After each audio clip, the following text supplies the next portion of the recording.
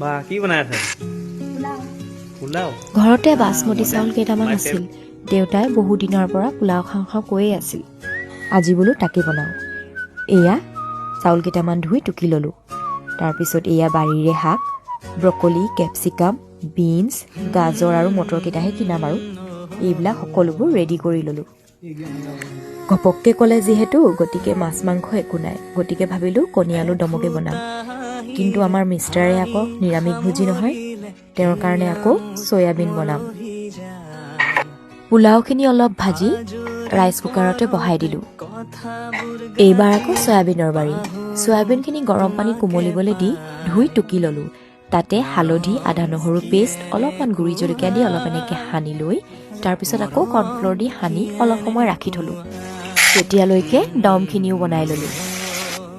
পোলাওখিনিও ready হৈ গ'ল। তাৰপিছত চয়াবিনখিনিও এনেদৰে ফ্ৰাই কৰি ল'লোঁ। তাৰপিছত তাত আকৌ অলপমান তেল দি ডাঙৰকৈ কটা পিঁয়াজ, কেপচিকাম আৰু জলকীয়া দি ফ্ৰাই কৰি আকৌ তাত চয়াবিনখিনি দি দিলোঁ। অলপমান নিমখ দি অকণমান চয়া চচ দিলোঁ। তাৰপিছত এয়া আমাৰ ৰেডি হৈ গ'ল চয়াবিন চাংছ। তাৰপিছত চবেই মিলি দগৰি খালোঁ।